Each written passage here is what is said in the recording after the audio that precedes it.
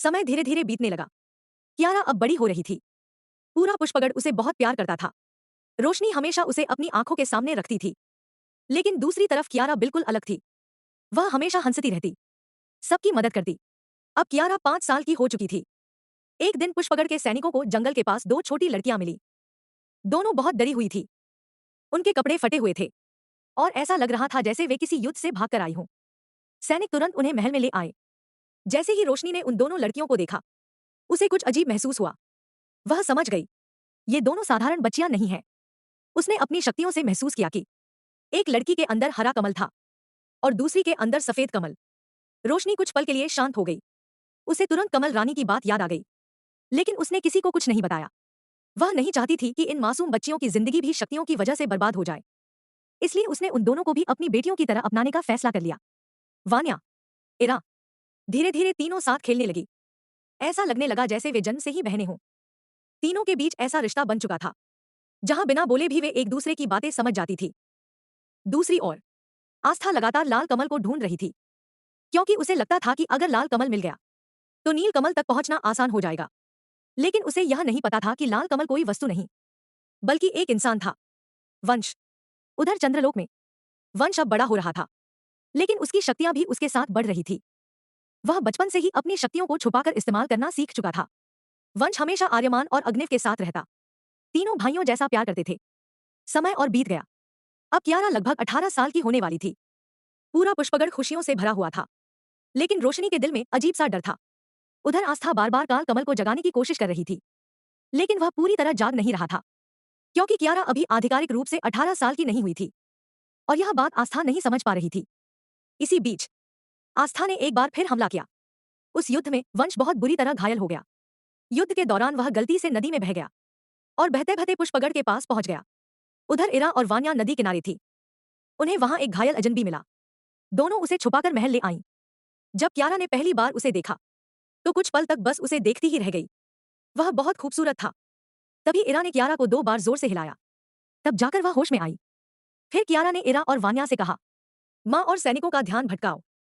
और फिर वह उस अजनबी को अपने कमरे में ले गई। दूसरी ओर चंद्रलोक में अफरातफरी मची हुई थी, क्योंकि चंद्रलोक का राजा गायब था। लेकिन किसी को यह नहीं पता था कि वही घायल लड़का वास्तव में वंश था।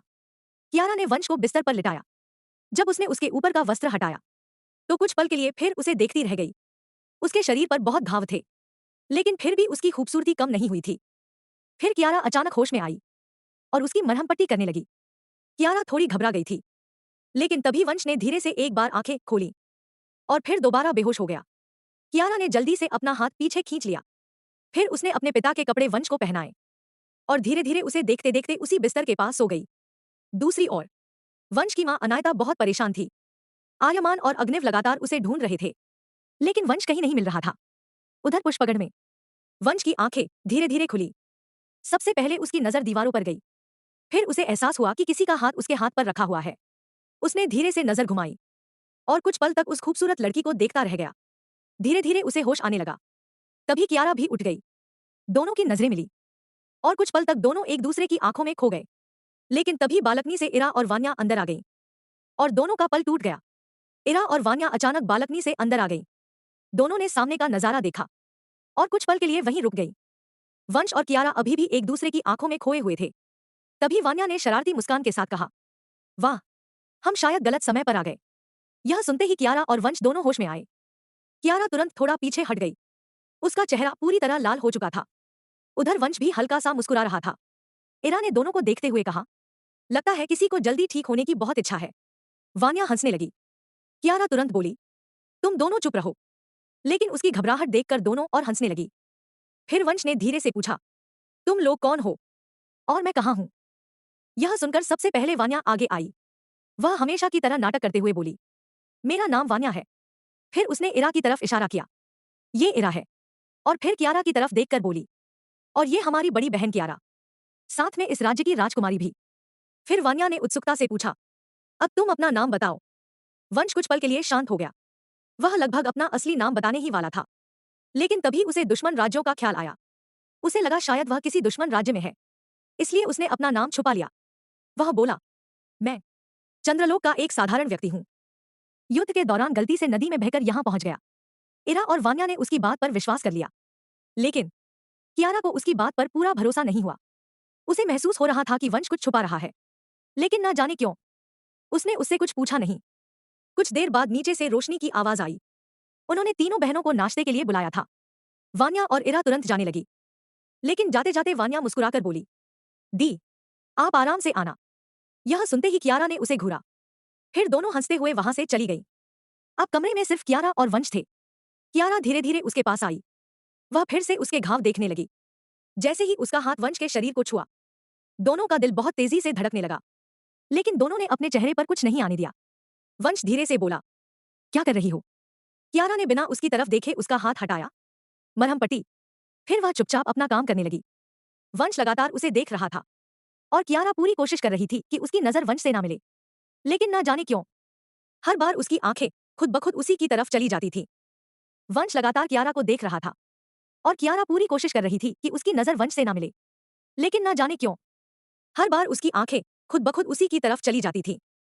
कमरे में अजीब सी खामोशी थी, लेकिन वह खामोशी भी दोनों को अच्छी लग रही थी। तभी नीचे से फिर रोशनी की आवाज आई, कियारा। कियारा थोड़ा घबरा गई। वह जल्दी से खड़ी हुई। फिर उसने धीरे से वंश की तरफ देखा और बोली, मैं अभी आती हूं। वंश बस उसे जाते हुए देखता रहा। उधर नीचे भोजन कक्ष में सब लोग नाश्ते के लिए बैठे थे। आर्यवीर भी वहीं थे। रोशनी की नजर बार बार सीढ़ियों की तरफ जा रही थी। कुछ देर बाद कियारा नीचे आई, लेकिन जैसे ही वह आकर बैठी, वान्या उसे देखकर मुस्कुराने लगी। इरा भी चुपचाप उसे देख रही थी। कियारा समझ गई कि दोनों फिर उसे छेड़ने वाली है। वह धीरे से बोली, तुम दोनों चुपचाप खाना खाओ। वान्या तुरंत बोली, हमने तो कुछ कहा ही नहीं, लेकिन उसके चेहरे की शरारती मुस्कान सब बता रही थी। सब लोग नाश्ता करने लगे। तभी वान्या ने जानबूझकर उस अजनबी की बात छेड़ दी, वैसे माँ, वो घायल लड़का अब ठीक लग रहा है। यह सुनते ही इरा ने तुरंत मेज के नीचे से वान्या के पैर पर लात मार दी। वान्या दर्द से हल्का सा चिल्लाई, आह। सबकी नजर उसकी तरफ चली गई। रोशनी ने पूछा, क्या हुआ? वान्या जल्दी से बोली, वो पैर टकरा गया। इरा ने राहत की सांस ली। उधर कियारा चुपचाप नीचे देख रही थी। उसका दिल तेजी से धड़क रहा था। उसे डर था कि कहीं मां को सब पता ना चल जाए, लेकिन रोशनी पहले ही कुछ महसूस कर चुकी थी। उसे कमल की शक्ति की हल्की आहट मिल चुकी थी, इसलिए वह समझ गई थी कि वह अजनबी साधारण नहीं है, लेकिन उसने अभी कुछ कहा नहीं।